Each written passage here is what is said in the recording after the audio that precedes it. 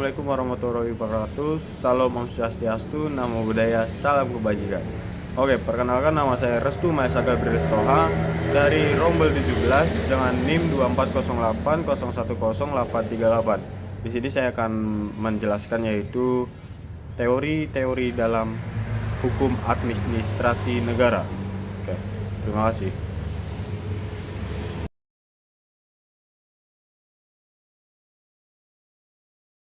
Oke, yang pertama yaitu teori Eka Praja. Teori ini ada dalam negara yang berbentuk sistem pemerintahan monarki absolut, di mana seluruh kekuasaan negara berada di tangan satu orang, yaitu raja. Raja dalam sistem pemerintahan yang monarki absolut memiliki kekuasaan untuk membuat peraturan legislatif, menjalankan eksekutif, dan mempertahankan dalam arti mengawasi yudikatif. Oke, yang kedua yaitu teori Dwi Praja. Hans Kelsen membagi seluruh kekuasaan negara menjadi dua bidang, yaitu yang pertama legislatio, yang kedua legis executio, yang meliputi yaitu legislative power dan judicial power.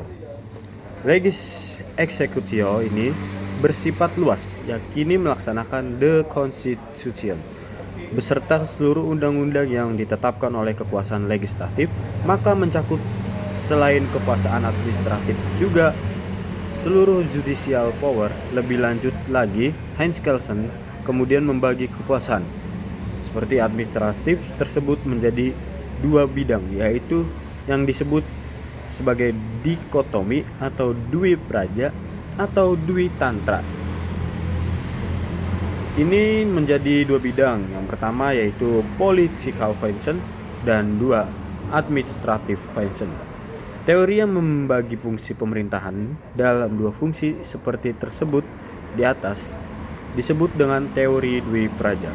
Itu yang saya jelaskan itu adalah teori Dwi Praja, yang dimana membagi fungsi pemerintah menjadi dua fungsi, seperti yang tadi saya sebutkan yang dua itu.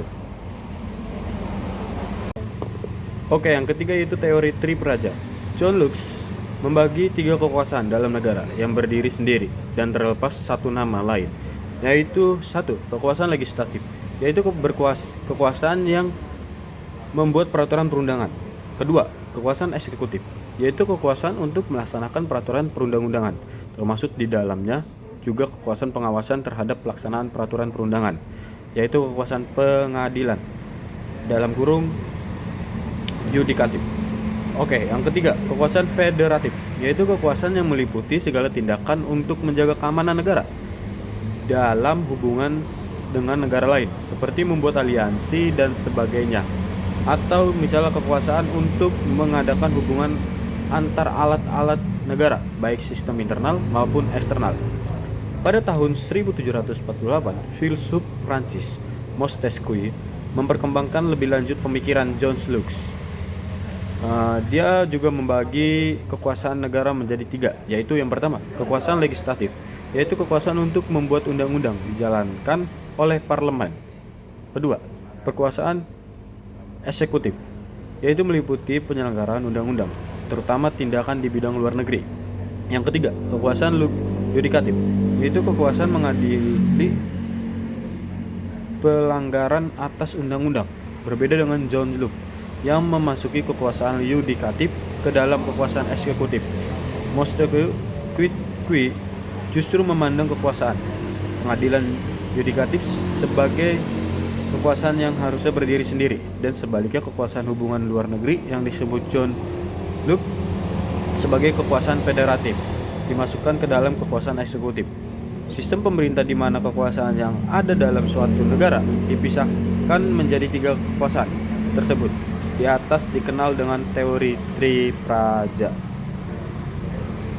Oke, yang keempat yaitu teori Catur Praja. Teori keempat yaitu teori residu dari Van Vollenhoven, yang dimana membagi kekuasaan atau fungsi pemerintah menjadi empat, yang dikenal dengan teori Catur Praja, yaitu yang pertama fungsi pemerintah atau bestur. Dalam negara yang modern, fungsi bestur yaitu mempunyai tugas yang sangat luas, tidak hanya terbatas pada pelaksanaan undang-undang saja. Pemerintah banyak mencampuri urusan kehidupan masyarakat, baik dalam bidang ekonomi, sosial, budaya, maupun politik. Kedua, fungsi polisi merupakan fungsi untuk melaksanakan pengawasan secara preventif, yakni memaksa penduduk suatu wilayah untuk menaati ketertiban hukum serta mengadakan penjagaan sebelumnya agar tata tertib dalam masyarakat tersebut tetap terpelihara. Dan yang ketiga, fungsi mengadili adalah fungsi mengawal pengawasan yang represif. Sifatnya yang berarti fungsi ini melaksanakan yang konkret supaya perselisihan tersebut dapat diselesaikan berdasarkan peraturan hukum dengan seadil-adilnya. Yang keempat, fungsi mengatur, yaitu suatu tugas perundangan untuk mendapatkan atau memperoleh seluruh hasil legislatif dalam arti material.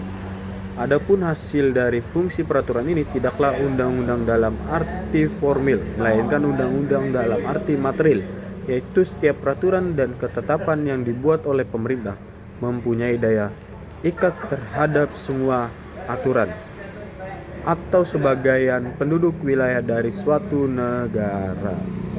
Oke, yang kelima yaitu teori panca praja. Menurut Dr. Z.R. Slinga, membagi fungsi pemerintahan menjadi 5 fungsi, yaitu yang pertama fungsi perundang-undangan, yang kedua fungsi pemerintahan, yang ketiga fungsi kepolisian, dan yang keempat fungsi peradilan, dan yang terakhir yaitu fungsi kewarganegaraan. Saya tidak mengerti apa yang dibagi-bagi ini karena di bukunya tidak dijelaskan. Oke, selanjutnya yaitu teori set praja. Ini adalah teori yang terakhir, yaitu teori ke-6. Teori set praja ini dikemukakan oleh Wirjono Projodikoro bahwa kekuasaan pemerintahan dibagi menjadi 6. Yang pertama, kekuasaan pemerintah. Yang kedua, kekuasaan perundangan. Yang ketiga, kekuasaan pengadilan. Keempat, kekuasaan keuangan. Kelima, kekuasaan hubungan luar negeri. Dan yang terakhir, yang keenam, kekuasaan pertahanan dan keamanan umum. Oke, sekian dari saya hasil pemaparan saya ini. Kurang lebihnya mohon maaf. Terima kasih. Wow.